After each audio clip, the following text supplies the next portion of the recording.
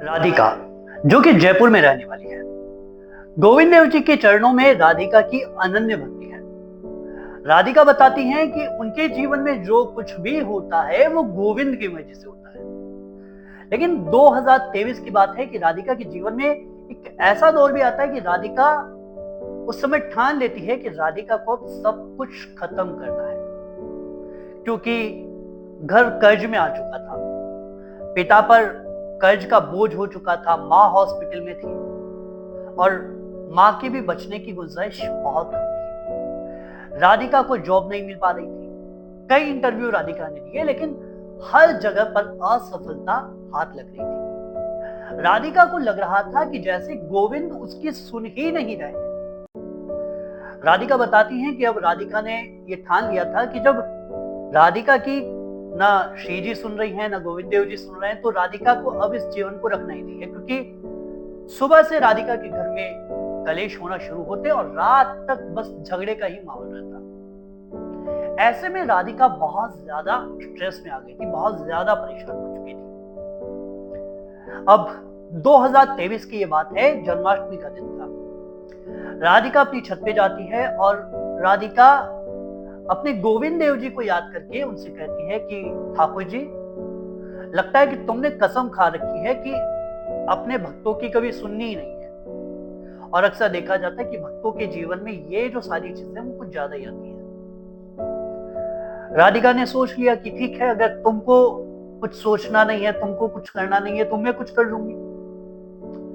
तभी राधिका को गली में से एक आवाज आती है। राधिका की गली में ही एक मंदिर था, वहां पर भजन चल रहे थे, राधे राधे रटो चले आएंगे बिहारी। भजन के ये बोल राधिका को हिट कर जाते हैं। राधिका समझ जाती है कि राधिका को अब क्या करना है। राधिका ने ठान लिया कि अब उसको खत्म कुछ नहीं करना, उसको छोड़ना कुछ। अब तो राधिका को कुछ पकड़ना था, वो है गोविंद की भक्ति। गोविंद देव जी के चरणों में जो राधिका का प्रेम था वो एक तरह से धूमिल हो चुका था। राधिका को लग रहा था कि शायद उसकी भक्ति वहां तक पहुंच ही नहीं पा रही है, उसकी जो पुकार है वो वहां तक पहुंच ही नहीं पा रही है।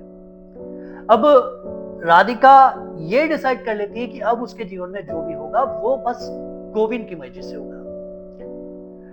अब राधिका अगले ही दिन से सुबह 4 बजे उठती है, घर में जो लड्डू गोपाल हैं उनकी सेवा करती है, उनको स्नान कराना, चतुरासी जी का पाठ करना, मधुर मधुर पद सुनाना, इत्र सेवा करना, ठाकुर जी को फूल माला चढ़ाना, ये सारा जो नियम था राधिका अपने जीवन में अपना लेती है।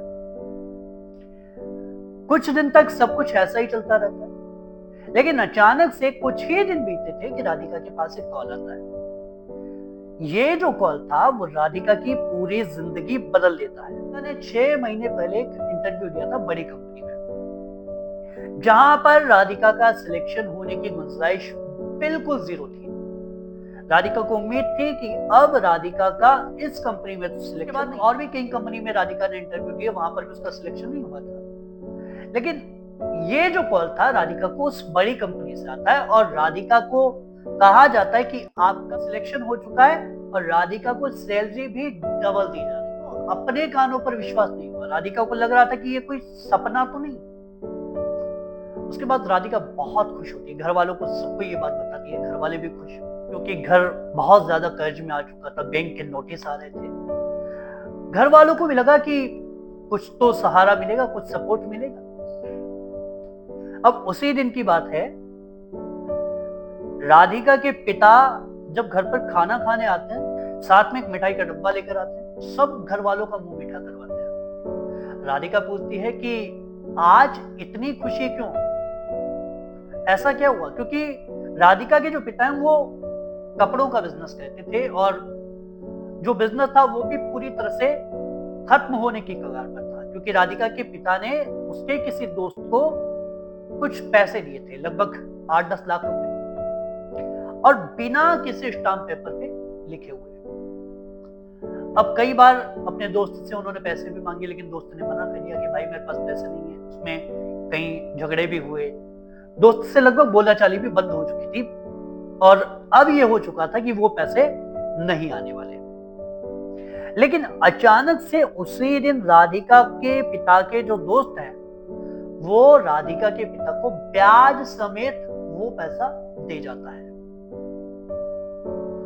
जो पैसा आने की उम्मीद नहीं है, जिस इंटरव्यू में सिलेक्शन होने की उम्मीद नहीं है, वो दोनों किसी को समझ नहीं आ रहा था कि हो क्या रहा है, लेकिन राधिका समझ चुकी थी ये जो हो रहा है वो केवल और केवल गोविंद की वजह से हो रहा है। अब कुछ ही दिन बीते थे कि हॉस्पिटल से जो डॉक्टर्स थे वो भी कह देते हैं कि राधिका की माँ जो हॉस्पिटल में एडमिट थी उनको अब डिस्चार्ज किया जा सकता है, आप उनको घर पर ले जा सकते हो। राधिका की माँ की भी तबीयत बहुत ज्यादा क्रिटिकल हो चुकी थी, लेकिन अचानक से सब कुछ बदलने लगा था। राधिका की माँ रिकवर होने लगी थी। डॉक्टर्स ने कह दिया कि अब ये घर पर ही ठीक हो जाएंगी, वहां पर आप इनकी केयर कीजिए। घर वालों को समझ नहीं आ रहा था कि जो उल्टे दिन थे वो सीधे कैसे हो गए, लेकिन राधिका समझ चुकी थी कि ये केवल और केवल राधे राधे रटने का प्रताप है। इसलिए तो पूज्य प्रेमानंद बाबा कहते हैं कि केवल नाम को पकड़ लो, वो आपके सारे काम बनाने का। तो जो लोग कहते हैं कि भजन में शक्ति नहीं होती, नाम से कुछ नहीं होता, नाम जप से कुछ नहीं होता, राधिका के जीवन का यह अनुभव उनको बताता है कि अगर आपके मन में श्रद्धा पक्की है, नाम के प्रति विश्वास पक्का है, ठाकुर जी के ऊपर विश्वास पक्का है, तो आपके सारे काम ठाकुर जी खुद संभाल लेंगे। और यकीन मानिए जब आपके काम वो संभालते हैं तो आपके जीवन में सब कुछ सीधा ही होता है, यानी कि आपके सारे बिगड़े हुए काम भी बनना चाहिए। अगर आपके पास भी राधिका की तरह कोई अनुभव हो और आप उस अनुभव को हमारे दर्शकों तक शेयर करना चाहते हैं, भक्तों तक शेयर करना चाहते हैं, तो उस अनुभव को आप हमें इंस्टाग्राम पर भेज सकते हैं, जिसका लिंक हमने डिस्क्रिप्शन में दे दिया है। और अगर आप चाहें तो हमें मेल पर भी सेंड कर सकते हैं। तो फिलहाल आज के लिए बस इतना ही। अगर आपको हमारी वीडियो पसंद आई हो तो वीडियो को लाइक करके चैनल को सब्सक्राइब करें। कुंज बिहारी श्री हरिदास।